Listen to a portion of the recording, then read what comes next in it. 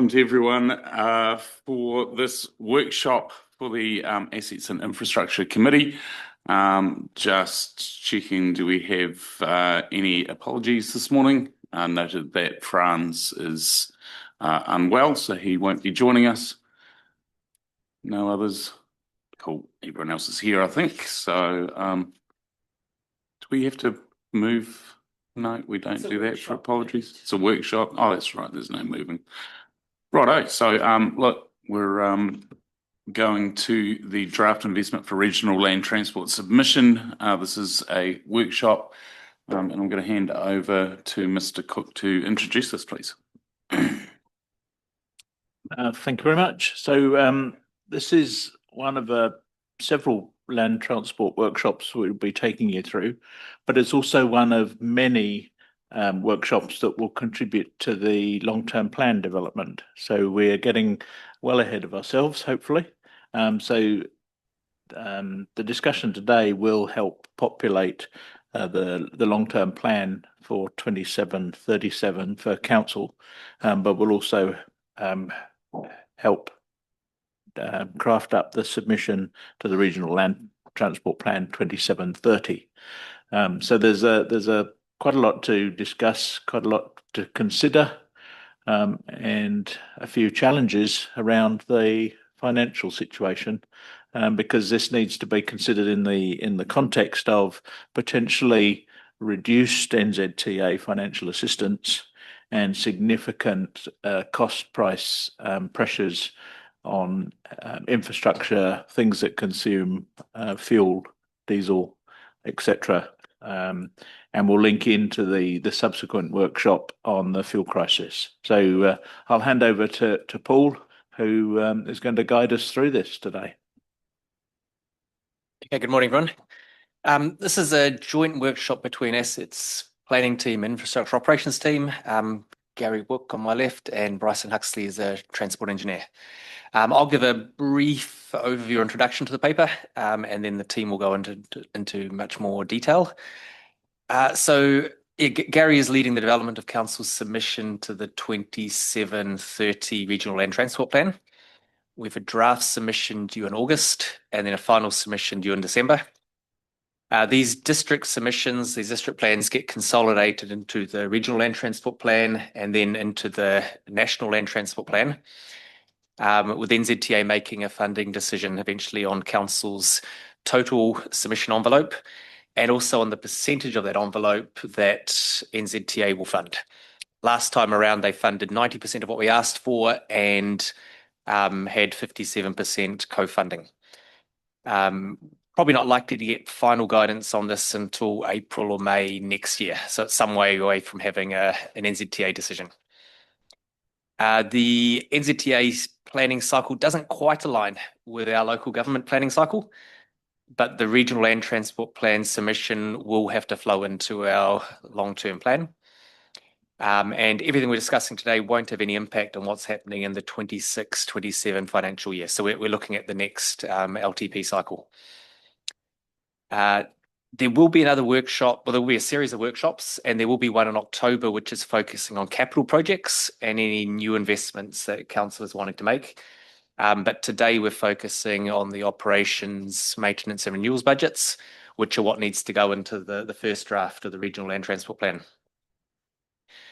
So through this workshop, we want council to get a better understanding of where costs are incurred in the operation, maintenance and renewal space, why increases are required, and also that investment level decisions directly translate to levels of service on the ground. We're also hoping to get some guidance from you as to preferred investment levels that we should be looking to take into the draft submission. The paper does present 3 high-level budget options, all of which show a percentage change from the previous 3-year period. We're not giving a preferred option, but rather we're presenting 3 different options that we could maybe consider as discussion starters for today, that each will have a different outcome in terms of levels of service. Unfortunately, all show an increase from the previous 3-year period because of rising costs, which we're very aware is challenging in the current cost of living crisis. But any other lower figure is possible, but will require hard calls to be made as to where and how service levels will be cut to accommodate that. So once we get an idea from council as to your preferred level of investment, we'll be going away and working on the budgets and looking at what they mean to levels of service. And I guess finally, just we will be able to discuss examples or options of levels of service cuts today, but the specifics will come in a future workshop. So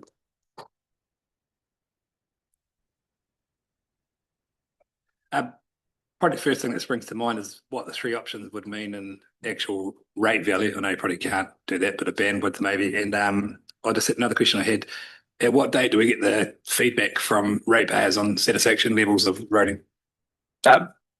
Perhaps we can come back to those after we've gone through the. So this is just an introduction. I'll leave Gary to go through the detail. Just one quick question if I can. NZTA, you've sort of indicated that there may be a drop in the level of support. Are those conversations still going on, and when do we expect them to land on them exactly? That'll be the GPS, is it? Or is it before then? Yeah, I believe around September they should be releasing those numbers. And are the conversations currently around the potential drop? Is that where that conversation's heading, or do you have much of an indication in that space? At this stage, I mean, James Cagle indicated earlier this year that it might reduce, but there's no firm suggestion that it will. The issue that NZTA has is that they have to get to a 50% balanced budget across the nation, and so some are up and some are down, and it's hard to know where we're going to fall. So when I first started with Waitaki, we were at 61%. We've gone all the way down to 55, back up to 57. Now we could go back down to 55 or less. It's hard to know. Let's hope not. Yep. Probably also just worth noting that there is an election between our draft submission and the final submission. And so it's a little bit of a moving target, perhaps, in terms of what we're aiming for. Well, I think just through the chair for all, it's probably something we need to create a bit of a story on, to work on where we need to have that conversation at national level as well to put our case forward. I think that's probably the timing would be soon-ish.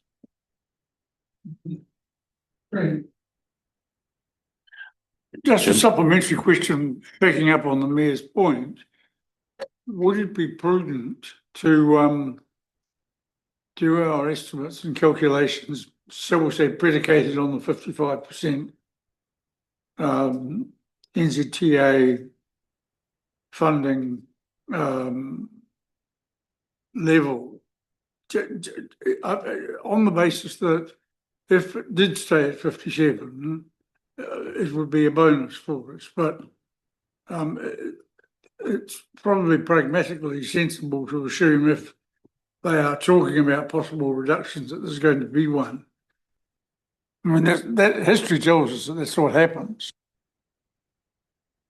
If I can, through the chair, I'd do that I'd probably recommend we don't go down that track, because when we build it into our budgets, we make it super easy for them to say they've already got it in their budgets. They can make this work. That's not the message we want to be sending. Okay. Yeah, I guess today we're looking at the total funding envelope, because it's the total amount of money that affects what's the work that's done in the field, and the percentage will come into it.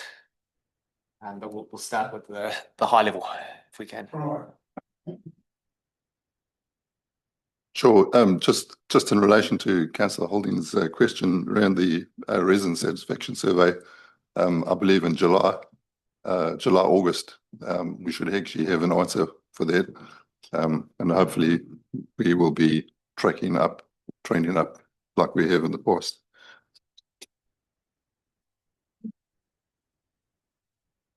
So thank you for this opportunity. So as Paul has actually identified, so last time around we got 90% of our of what we had asked for, of our request. Some councils actually only get 80%, and it all depends really on the level, well, on the level of asset management and the level of our business case that we actually identify with NZTA, and how much effort we put into that. So at the moment, we're considering some differential levels of service. But before we get to that, we'll go through the actual work category descriptions, which you'll have in front of you, to give you an idea of just the complexity of this, what we're talking about. So we start with, we've got 3 different activity classes, which are local road operations, then the pothole prevention, which the minister talks about a lot, and then we've got walking and cycling. In local road operations, we've got structures maintenance, which is and structures is broadly around bridges and retaining walls. So that's the maintenance that we do on an annual basis. And so we're not actually looking for any increase in that, because we believe we've got enough maintenance budget for that. Moving on to environmental maintenance. This is problematic, and with the weather events, because it covers things like slips on the side of the road and cleaning up debris. And with all the weather events that we seem to be getting nowadays, the budget is under pressure. So as well as the weather events, you've got things like vegetation, which that we're having to deal with. So what we've done there is we've put in a $200,000 increase to make sure that we can actually sustain what we need to. The next one is network service maintenance, and that covers a multitude, or three activities, which is road marking. That's on sealed roads. We've got street lights, and you also have signs. So that covers the budget for that. So we're not actually proposing any increase in that activity either.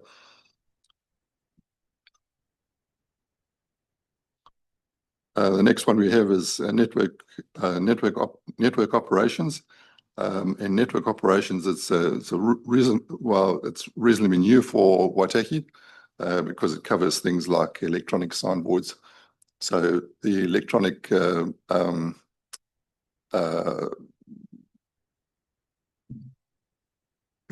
signboards that we have on Humber Street, and then we also have a curve advisory on I think it's around the Island Hill or Island Cliff intersection. So that covers maintenance of those 2 activities. So there's there's basically only two signs that we have, so we're not actually proposing any increase there. We have next item that we have is rail level crossing warning devices, and that relates to things like the Thames Street rail crossing and a whole lot of crossings in the district. So I think we have about 40 or 50 of those, and so QRail do the maintenance on the crossing, and we, along with NZTA, actually pay for half of that. So we basically get 50%, 57% of the 50% back from for the maintenance. those crossings. And generally, we're not, there's no increase proposed in that.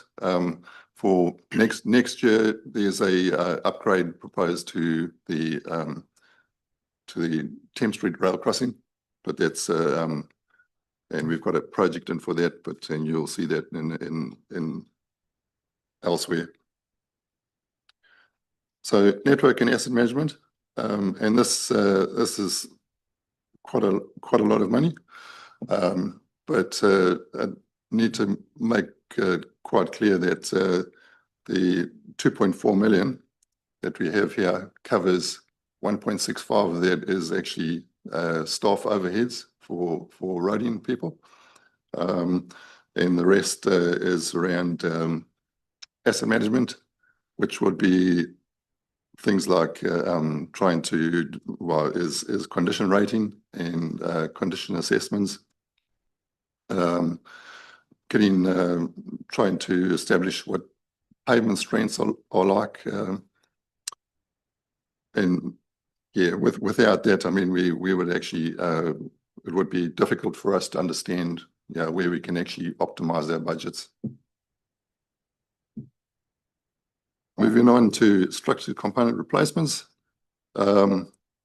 So this relates to, again, also this is a renewal budget, relates to things like bridges and retaining walls.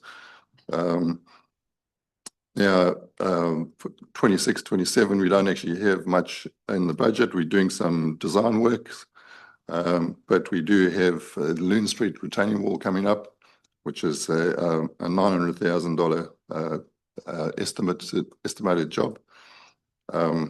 And so we're getting to the stage now where we're finding that some of these retaining walls and even some of the bridges are actually getting to a stage where we need to replace them.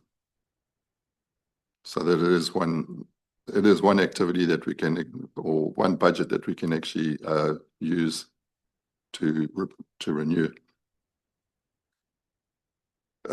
Environmental renewals, we don't actually have many of those at the moment, but we actually went into start looking to increase a small amount, and that covers items like soak pits, which actually go down into the water table. So that's actually maintaining and renewing those soak pits. So it might be that the actual soak pit needs to be actually drilled out and replaced. Further, the next item is traffic services renewals, and that relates to streetlights and signs. So signs, we don't actually propose any increase. But the extra $100,000 we actually proposed is for our streetlight central management system. It's we're actually proposing to. We've actually got it working in Oamaru, Western, Kakadu, and Mahina. We're proposing to roll that out to the rest of the district, so we can actually start to dim our streetlights overnight and actually save costs in terms of electricity. Now, electricity is around about $130,000 a year, and whatever with the cost of rising electricity prices, then it'll make some gains. But before we get to that stage, we need to actually make sure that it's rolled out in the whole district and that council is happy to go to approve it. So you'll see us back in time asking for those permissions. In terms of local road pothole prevention, this is where our main activities are, and so there's sealed pavement maintenance, and so we've got an addition of 500,000 there, and that's we've got sealed pavement maintenance. We've got just under 800 kilometres of sealed roads in the district. and currently, we don't actually have enough budget to look after all, those sealed roads. Sealed pavement maintenance covers the actual pavement repairs, but it also covers edge break, covers the shoulder of the road as well. And so it is under stress at the moment. Unsealed pavement maintenance, that's as for the likes of grading and potholes and whatnot in unsealed roads. We believe that we can actually save some money in that area. So we're looking at the potential for performance grading. So only grading where it's necessary. The next activity is routine drainage maintenance. And so we've proposed a $150,000 increase for that. And that's for more proactive drainage in the district.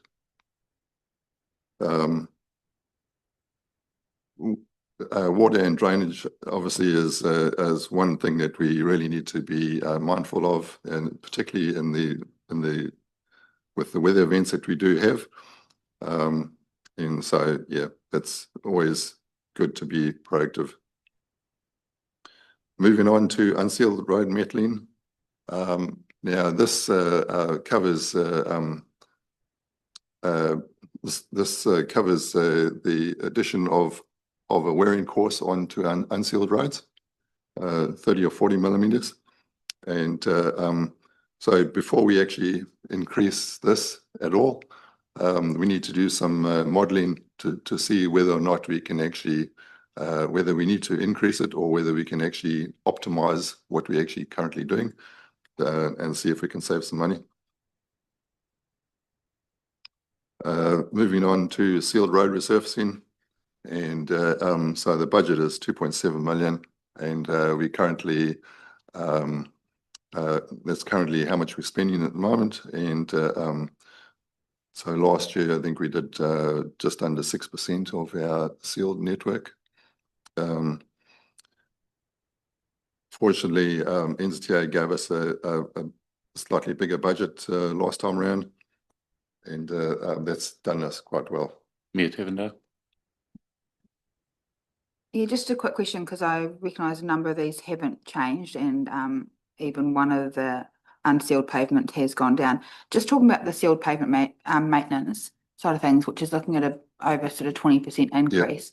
Can we just talk about the driver of those costs? Because I think it's really important we unpack that so people understand that a bit better. Yeah, sure. So one of the issues that we have, and as I say, we've got about 780 kilometres of sealed roads. So we have sealed pavement maintenance covers things like potholes, cracking, and any issues that we have on the road that need to be repaired. But as I say, it also covers things like shoulders. Could potentially cover things like if we look to mow the shoulders instead of spray the shoulders. So one of the things that we do find is that with the shoulders that are sprayed at the moment, we get low shoulders, and then we end up with edge break.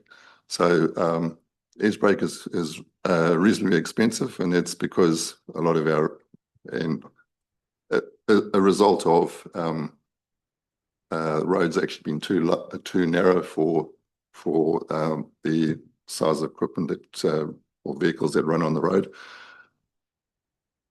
Through the chair. So the way we deal with the road verges, whether it's sprayed or mowed, that comes into the sealed pavement maintenance costings. Yeah, and that's right. Are we able to get a wee bit of an understanding or conversations around the different cost implications for mowing versus spraying? Because I know that's been in front of us many times, and obviously there's an environmental part to that conversation and the way it eats away at our roads. It's probably a bit of a conversation as a whole that we need to understand better, because I think, you know, if there is a flip side to the conversation that spraying's a whole lot cheaper to do, that in the way it affects the actual, you know, way our road is holding itself together, then that needs to sort of feed into our thinking and our practice. Sure. I understand our infrastructure team are actually currently looking at various options and pricing those options so that they can come back to the workshop and actually discuss it with you, with people here.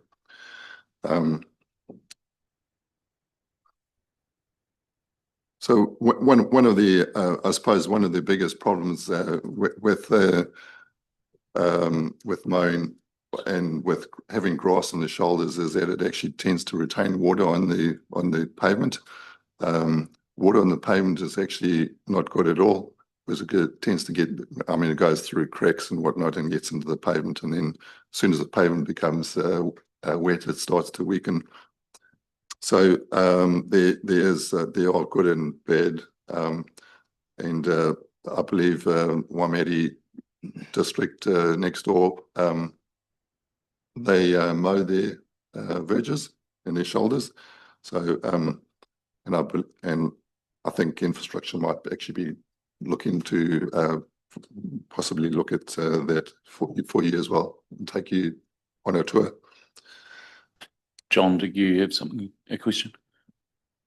So yeah, I'm quite intrigued with this, Gary, because it's a chicken and the egg type of scenario. So if you spray the outside, you take away the whole of the heavy tonnage, and your road actually moves out sideways. Right. But if we have cameras and everything on the road, so your flow of water should run off them pretty much anyway, unless there's something seriously wrong with the road. So why? So I'm not quite sure where we're at. But would we not be better off, rather than digging these great ditches down the side that actually create more problems than they're worth, just keep a level, because water flows downhill. It doesn't matter, have to be 30 or 20 or as long as it's 10 degrees more, to get that off there, and we could actually control that flow, because we don't have the structure of the road underneath to take the weight we're actually currently putting across it, and especially in a lot of rural areas. So sealed roads are generally have a crossfall of 3%, and which is enough to allow water to run, but not generally enough to allow water to run through potentially grass that's growing proud of the pavement. So there's certainly a balance between making sure that the grass is well kept and that the water is actually getting off. In terms of the drainage, we need to make sure that, and Bryce and I were just talking about it yesterday, that drainage needs to be improved to make sure that we don't have problems. Bryson, do you have some input on that? Yeah, so the two options, mowing and spraying. So spraying, it kills the grass on the side. The grass kind of helps hold the shoulder together to make it small. So what we're seeing at the moment with our spraying is we're getting a lot of ruts in the shoulders, and they're falling apart. Mowing, if you have grass in there, it will retain that and hold it together a bit more. But the downside to it is that you end up with a bit of a lip on the side of the road, and that's where the whole water gets held. So there's like a little, when the water comes off the road, it comes to this lip, it can't get through as quickly and easily, and it stays on the side, and that's where you can get potholes and rutting and other problems with water getting into the pavement. Though your shoulders are protected. So it's balances. So we're going to make sure that if we mow, that we take care of that lip. So there's a bit of the maintenance for mowing is you mow it, and then every 2 years you come around with a grader and you grade off that lip and let the grass grow back. And then you just keep doing that. So you keep mowing, and then every so often, every couple of years, you grade it off and let the grass grow back. So you don't maintain that lip as low as possible, so you get the water off. In terms of spraying, obviously we can spray. It's cheaper in the first instance because mowing is more expensive than spraying. But then you get the shoulders that disappear and you lose the structure of your pavement. So those are kind of the decisions that we need to weigh up in cost at the moment. That's what our team's doing at the moment. So we'll come back to you with the costings, but that's the general concept. Thank you. Sven? Relating that discussion about getting the water off back to the sealed pavement, resurfacing and that option one there with the regaining the levels of service, would that fix some of those? Like I noticed a lot of the top of the seals breaking up a lot, and the sealed roads around places like Hampden, Mahino, Herbert, for instance, probably other places, Duntroon and that too. Is that the intention of that increase? Yeah, I believe we could that'll allow us to maintain the levels of service that we currently have, and recover slightly where we need to actually recover them to get back to what we need to be doing. So that is what I think where we need to be at. Below that, I think you'll see in the next two options, we need to start talking about reducing levels of service for different roads. So 75% of our vehicle traffic runs on 20% of our road network, and the road network being the full road network being 1,780 kilometres thereabouts. So it's a pretty big network that we have, and there's some 75% of our roads are actually low volume, and that's where the problems start to come in. Is that it's costing us a big lot of money, and we're not actually getting much return for it.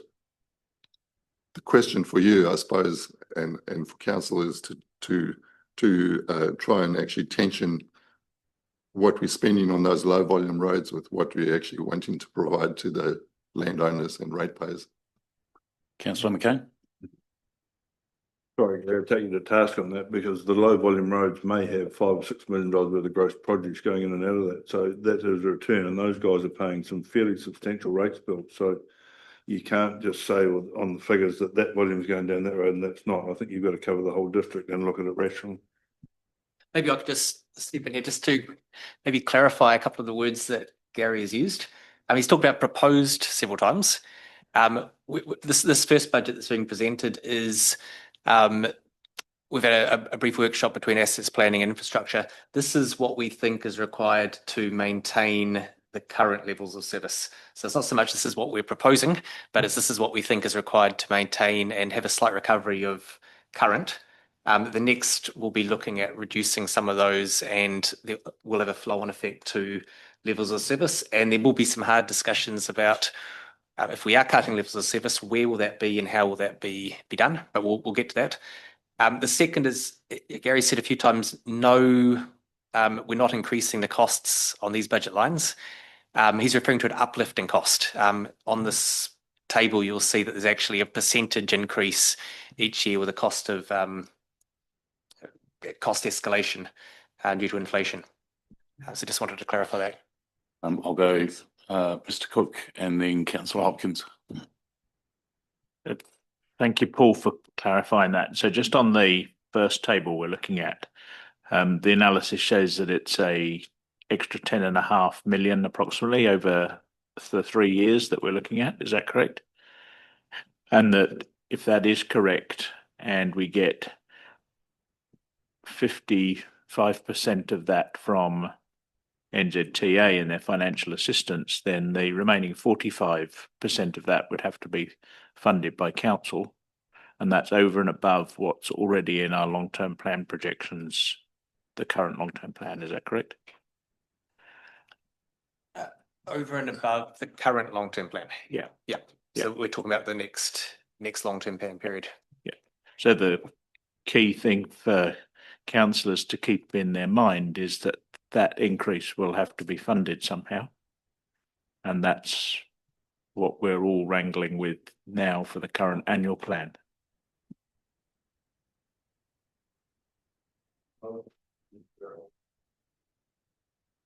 So if we look at the first table, which Gary has taken us through, and the bottom right-hand corner, it shows that there's 10.483 million increase over the 3 years. And as Paul said, that's what they've projected currently to maintain the current level of service. Now, 10% increase over those 3 years. If we assume we get 55 or 57% of it financial assistance from NZTA, the remaining 45 or 43% will need to be funded by council through rates. And that's an additional 10.5 million over and above what we currently have in the current long-term plan. So, and this is the projection to maintain current service levels. So what we will need to wrangle collectively is whether you want to find the money or whether you want to reduce the service. Councillor Hopkins, to give a question. Yes. That's a massive conundrum. My question is slightly less problematic. I hope it's not silly. I'm just looking at the various categories under which funding is to be sought, or funding has been budgeted. 111 sealed pavement maintenance, 2.5 mil. 214 sealed road pavement rehabilitation, 2.120. They seem to me to be two different ways of saying the same thing. What's the difference between sealed pavement maintenance and sealed road pavement rehabilitation? Perhaps I could suggest that Gary continues going through the description because he hasn't quite got to that one. Probably about 3/4 of the way through if we can continue. Sure, thanks. So sealed road pavement rehabilitation is basically renewal of the sealed pavement. So unlike pavement maintenance, so we're talking about a renewal where the pavement has actually become weak and needs to be renewed. So it might be a granular overlay that we're doing. So it's putting 150 or 200 millimeters over the top. In a rural situation, in an urban situation, the pavement would actually need to be milled out down to 200 millimeters or whatever the case may be for the design, and then it would actually need then completed. And this is all around trying to actually make sure that the pavement strength is retained to be able to accommodate the vehicles that run over the carriageway. So in the case of sealed road pavement rehabilitation, so last year there was a paper that was brought to the workshop, or it was a workshop that was with the Assets and Infrastructure Committee around Battersby Road, and in fact, so we asked whether council wanted to actually go back to unsealed. They elected to go back to get it sealed, and we've actually just had it priced, and it's $176,000. So we're going to be that'll be completed over the next season. But this is the kind of situation that we need to, and the kind of decisions that we need to make in terms of what should actually happen down that track. Councillor McCain. Sorry, just again, Gary. So have we factored in the price of bitumen going up with the current prices? Have we factored that in these figures as a reseal? No, they haven't. So the 176,000 might actually, in fact, be could potentially be over 200,000 by the time we actually completed the job. So moving on to walking and cycling. So that's the last activity class, and so with the government, the current government actually they reduced our walking and cycling improvements and maintenance by quite substantially, probably by almost 2/3, I would say. So some of the budgets that we have are actually quite low, and we're actually looking to bring them back to pre 2024 levels to make sure that we actually get our footpaths and our cycle paths back to condition. Councillor Lewis, then Councillor Holding. It was just a question. Thanks, Gary and Paul, for the explanations on these as well. I was just looking, considering we have a fair amount of water to deal with. Has allowance or consideration been made for that to happen, where roadways need to be opened up and things for those upgrades, or is that going to sit outside these figures? So our planning is we're generally any road road rehabs happen, we will come after water. So we always look and say, hey, is this water going to be renewed in the next 10, 20 years? Or this wastewater pipe going to be renewed in the next 10, 20 years? Then we'll try and plan after that.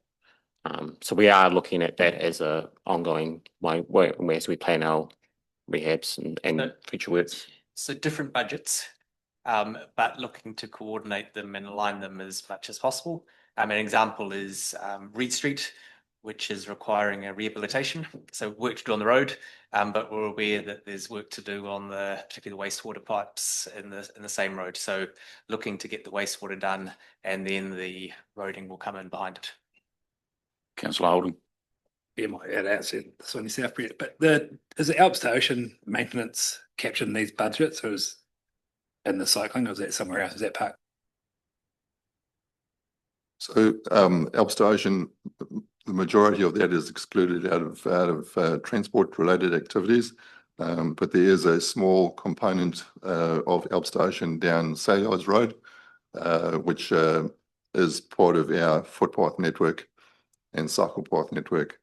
So we actually maintain that part, and that's the part from basically runs from just below Western Road down to the Botanic Gardens. Yeah, so we look after that.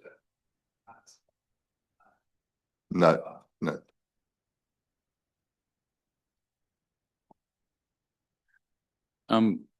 Gary, if we're talking about lights of the footpath maintenance, and this is just a maintained service, and I know there's been a desire through particularly the Ahuriri board and for replacement of footpaths and those sorts of things up in the Ahuriri. Where do we fit that into these sorts of things? I understand that there's a targeted rate, but also, is that covered by the FAR as well? And where do we build that in? I know we're increasing here just to maintain, but there is a desire from our communities in certain areas to do some footpaths replacement that's probably well overdue. So how do we build that into this? So up until around about 2009, footpaths actually used to be completed by township, and then that actually became part of the district-wide roading rate, which basically allowed for footpaths to actually be completed district-wide, so that they could be completed down here in Oamaru or up in Amarama or wherever else in the district. So there's now no discrimination around which footpath actually should be completed. So currently at the moment we've just done a footpath survey. The results of that survey show that the condition of the footpath has actually gone down by about 3%. So out of that footpath condition, we'll actually identify which footpaths actually need to be completed in terms of renewals and maintenance. And yeah, that's how we will actually be utilizing the footpath maintenance and renewal money.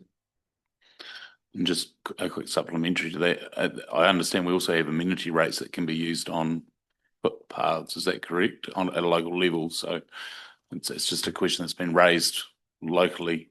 I'm just wondering how that fits into this. So we have amenity funds for each township, which generally is for capital projects.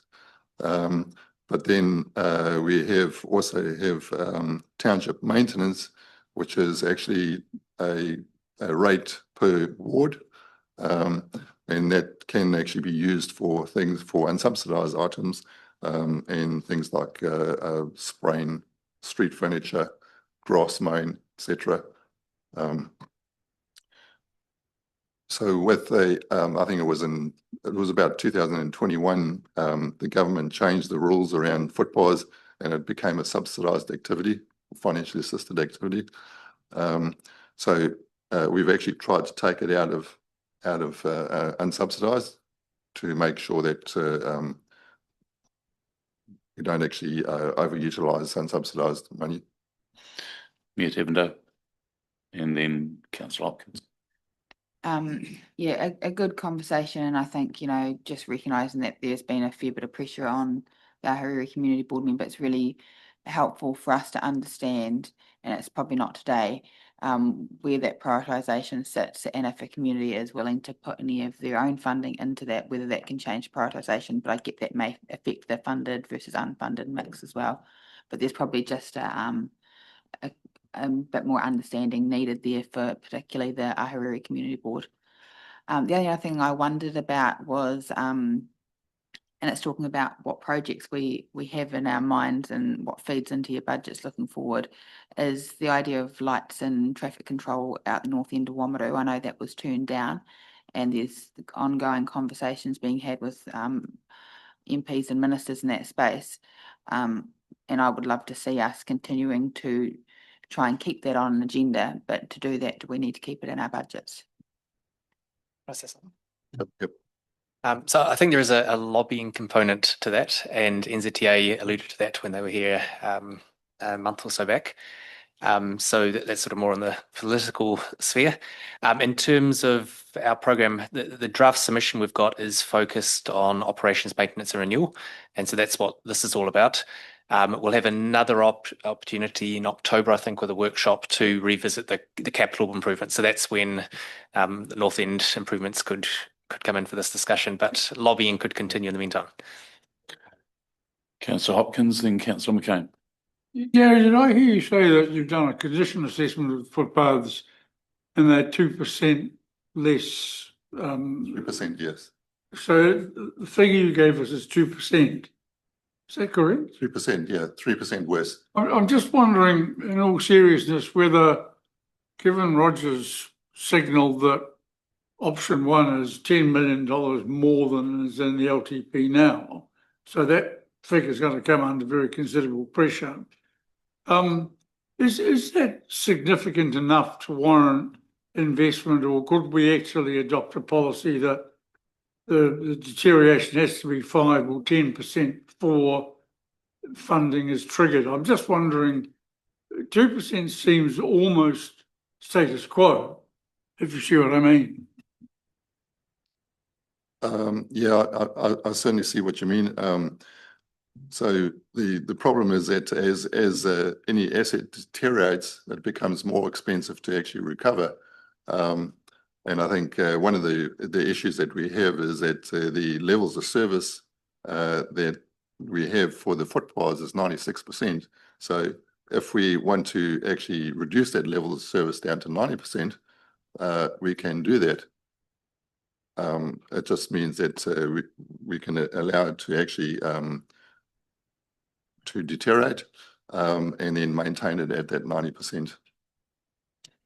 Councillor McCain.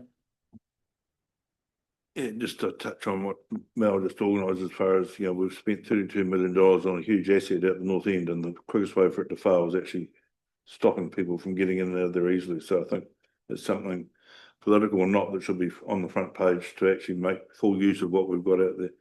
But secondly, so reading through these figures, Gary, and it's good. So 151 is basically the total cost of what it costs on the administrative side. All the rest of it is actual physical money spent to do what we've got to do.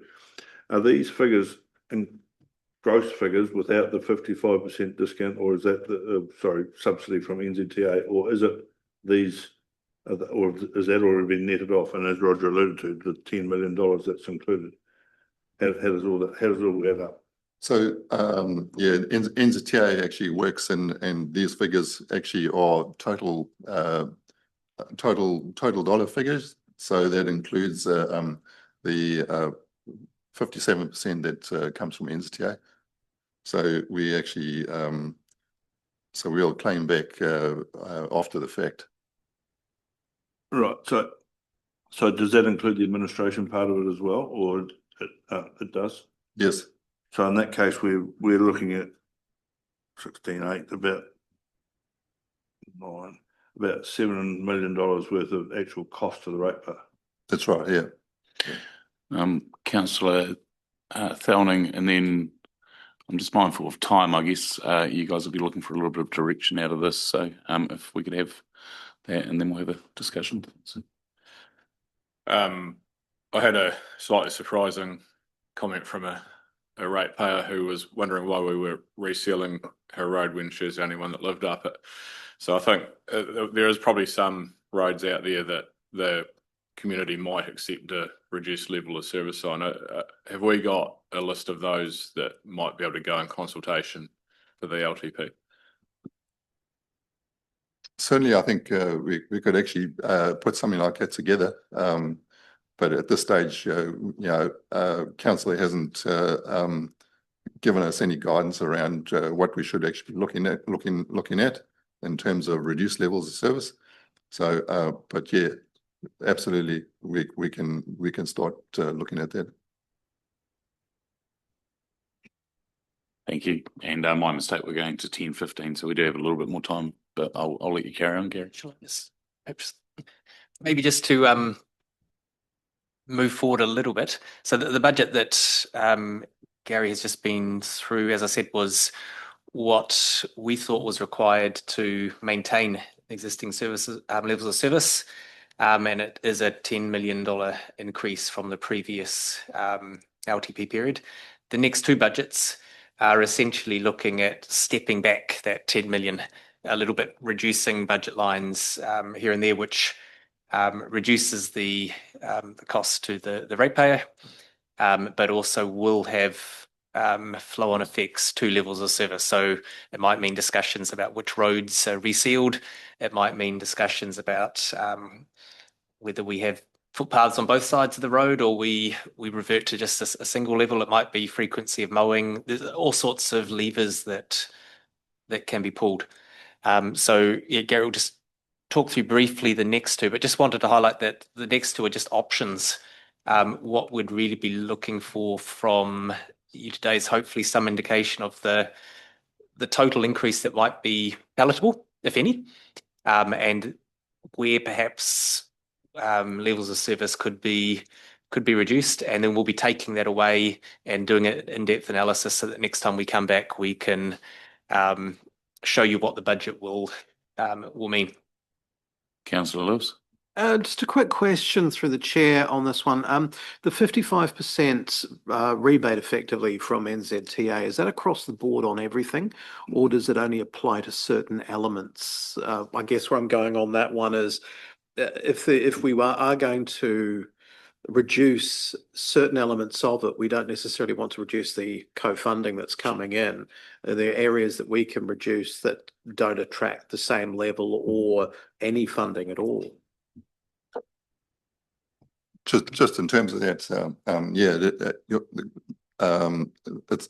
it's a definite yes right across the board. Many years ago, historically, NZTA used to fund improvements by an extra 10%. but it's now standard right across the board. And I think it was, it really was just a case of trying cost saving and trying to balance the budget for them around the country. Councillor Hopkins. Yeah, look, just a very quick question, but based on the fact that I do know how dangerous these things can be, option one has got 700,000 plus for the structures component replacements, and it looks as though quite a lot of that's going to be used for that Loon Street retaining wall. This second option doesn't have any of that 700,000 included, it's just 186. Does that mean that what happens then to the retaining wall and its replacement? Because it seems to me that we now have no funding for it. So the option two, basically, it does include renewals and includes the retaining wall. So what we've done for option two is we've taken out all of the additional maintenance that we've actually suggested that be funded for maintaining the levels of service. So we come down to a 15.7% increase. So basically just a cost escalations on top of what maintenance we complete. We still continue with the renewals because that is what we need to do. And the third option, which is much more serious, takes away all of the increases. So that would actually take out the renewal of the Loon Street retaining wall. Councillor Holden. From the year 28 to, say 28 to 30, how does this budget take into account with water's gone or stranded overheads and that sort of thing? I mean, the budget is independent of what's happening in the water space, yeah, it's doesn't take that into account at all.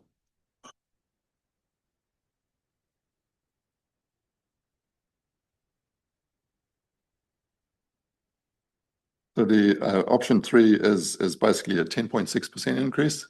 And it's that might be more similar to what's currently in the LTP.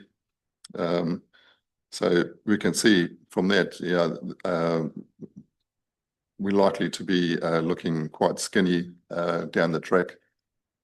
So somewhere along the line between option one and option three is what is the guidance that actually I'm looking for in terms of making of completing a submission to the RLTP. The current fuel prices certainly don't help with that situation. Councillor McCain. Yeah, thank you for this. And we're between a rock and a hard place really, aren't we? We're sort of looking at a crystal ball. So is the current cost of doing business taken in? So what I'm trying to say, does the cost of inflation come in for our 3-year projection? And is that accounted for when we apply for these systems or grants or businesses? Yeah, it does. So we've taken into account cost escalation of 2.6, 2.4 and 2.3% for each of those years, which is predicted by Burl in October last year. So they're going to be looking to do some more financial modelling to try and actually understand what the impact of the Middle East situation is going to be on the rest of this activity. Not for me to say, but I'm going to say it anyway. But I would suspect that probably 5 or 6% is probably closer at a minimum, because it's not the initial effect; it's a long-term effect going down the track. The other problem we have, and it's the hardest one of all, when you have an asset, if you let it run down, it costs twice as much to actually bring it back up again. So, do we have to, I suppose, itemise and I can see all 3 budgets have got very good merit, but if we go to the first budget, the council's got to find $4.7 million in 3 years across the board. So is there room in these budgets to actually is the wriggle room in there to actually drop some and use some? Absolutely. I think there is some wriggle room, but I think in places we're going to have to compromise on amenity items like vegetation, possibly grass mowing, just to make sure that we can actually balance the budget. Where I'm coming from is roading as far as provincial district. If we can't get the product in and out of the provincial district, we don't have a town. So to me, it's an essential infrastructure that we just must maintain and do it right. Mayor Tavendale, then councillor Thowning. Thank you. I guess from where I'm sitting, while we need to be looking through it and starting to spend a bit of time in the next 12 months, looking at, is there places that we don't have to have the same level of service? I do think we need to start the conversation when you guys are looking for a bit of direction at the status quo, because it's another one of those discussions. If we keep kicking the can down the road and we don't invest, then we leave someone else to pick up pieces, and that will happen in this case. And there's a cost to this. You know, there's a bit of unpacking to do and a bit more understanding. And I think there will be options to go to the long-term plan to the community to understand what their, true options in this space are. But I think as a starting point, as council, I think we need to be looking after our assets, and that's where we need to start that direction for you guys. Councillor Thowning, then Holden, then Hopkins. Yeah, I concur with both John and Mel there, because it's a similar sort of discussion with what got us into the situation with the waters and has led to our annual plan issue that we've got. Doesn't mean that there can be no fine tuning though, obviously, and levels of service might be appropriate to decrease in some places. My question is, can we get some guidance on which assets are going to be less or more sensitive to being kicked down the road? Say that, for example, the retaining wall needs done, but is there seal breaking up somewhere that will let water in and make an even bigger job? Or is it the retaining wall that's going to fall over? If that's the sort of guidance I'd be looking for in the future to make these sorts of decisions. Maybe just Josh, you can follow. So there are safety implications, and so obviously there are certain things we can't tolerate. So we can't tolerate a retaining wall falling over and killing somebody. So those kind of things would get prioritised really, regardless what the budget envelope is. There are certain things we have to do. You're right that there are assets that if you sweat them too long, the cost to eventually rehabilitate them is much greater than what it would have been to renew them earlier. But there are also decisions about actually reducing a level. So going from a sealed road, which comes with a cost profile over its lifetime, to an unsealed road. And those are sort of big step changes that you can make. Instead of replacing a footpath on one side of the road, removing it altogether, so it doesn't have any forward cost. So there are, I guess, interested to hear council's view as to whether we're happy to entertain some of those discussions about changing the levels of service, and maybe no. Councillor Hopkins. Thank you, Mr. Chair. A brief apology that 700,000 reduction in budget for structure component replacements was an option 3, not option 2. But the matters you've been talking about, Paul, they have been canvassed and proposed in various forms for at least a decade. I can remember Neil Jorgensen, Gary, you may recall this, proposing conversion of some roads from sealed to unsealed, actually exiting some of the network at its margins and boundaries. I'm wondering, have you guys dusted off any of those older proposals and looked at them in in 2026 terms to see if they're still relevant and could be incorporated in any proposal?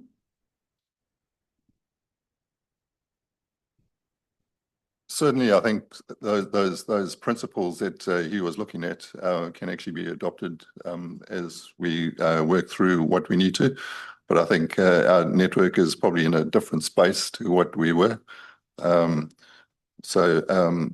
that's why, at the moment we're working on this differential levels of service tool to make sure that we actually spending money in the right place at the right time for the majority of the traffic that we have, and that we actually also spending money in the right place for the right time for our low volume roads. So just a supplementary question, would you agree that if we are to reduce levels of service, effectively that's probably going to affect the size, the magnitude of the network itself? Don't we have to triage that? In other words, the bits that disappear will be the bits that do the least damage to the fewest number of people. Quite right. Yeah. So we'll be looking at reducing levels of service which have the least impact on the road and on the asset itself. So it might be things like road marking, for instance, where we might have different levels of service and different standards of road marking for different types of sealed roads. Mr. Cook, then Councillor Holden. Thank you. I think Councillor Hopkins has hit the nail on the head in that we probably are going to have to look at levels of service, but we want an indication that you're prepared to look at levels of service. When we've already referred to the Battersby Road example, where we brought that back as an option to reduce the level of service. And for various reasons that got rejected, but we're now looking at somewhere between 175 and 200,000 to reinstate that road to a sealed surface. There's quite a lot of work in identifying stretches of road that could be reverted. There's quite a lot of work in preparing this plan, full stop. So we want officers to use their time most efficiently to get to a plan that's going to be acceptable by council to put forward. Josh Hewton. Yeah, just further to Mr. Cook's point, the decisions that have been brought historically have never been followed through on. So a whole lot of analysis has been undertaken, costing has been undertaken, and then options have been presented to council, and council at each of those instances has said, no, we don't want to reduce levels of service. Officers going off and doing a whole lot of work to bring that forward when the decisions seem to be consistently, we don't want to reduce levels of service, would be wasted effort. The Battersby Road is an example. We've got another example at the moment where we're looking at a road rehabilitation on Goodwood Road. There's 4 sections there. We're looking at about $1 million to maintain a sealed surface for 100 cars a day. We're significant sums of money to maintain the network in its existing condition. And yet every time in an annual plan or a long-term plan, we struggle to tell people, no, sorry, we're not going to resurface your road, or we're not going to do a seal extension. These are really, really difficult decisions to make in terms of levels of service, and they're really quite contentious from a number of people in the public. I suppose if we're going to be going down that track, we really need to know that we have your backing to start having those difficult conversations. Councillor Holden. I was going to say I didn't think option 1 is really achievable at the moment in the current environment, so I was probably more leaning towards option 2. But then hearing those other conversations, there's got to be a tipping point on what's actually the trade-off that we're not having to pay down the track again. But I think I'd be more in the middle, be more responsible at the moment. Just looking at time, I think my view on it is option 1's the right starting position. And correct me if I'm wrong, I'm saying that more because of the conversation earlier that NZTA will almost certainly want to cut something from wherever we start, which might bring us down to the discussion around option number 2 anyway. But I think if we're going out to community on this through the LTP as well, for me, a geographic breakdown of where reduced service may land and, you know, I'm just mindful that obviously, in a rural ward such as mine, where we've got lots of, unsealed roads and those sorts of things, that it could look disproportionate on there. Plus we are having a discussion through community board at the moment that our, you know, our constituents are quite keen to perhaps put their hand in their pocket around some targeted rate style of things moving forward. So it's just, how does that conversation sit with that? So I guess that would be my view on that.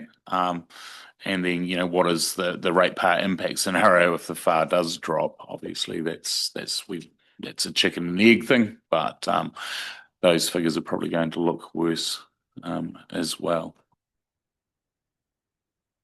Councillor McCain. Brent's covered it all off. I'm again option one. I know but you start high, especially in this, and I'll reiterate what I said before. It's an essential service that actually makes this whole district tick.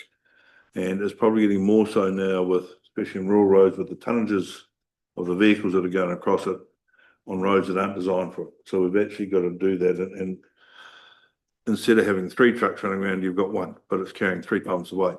And so we have arterial roads that are essential to the economics of the district, but they're not actually essential to the running of the road, if that makes sense. So they're not up to spec for what they're being used for.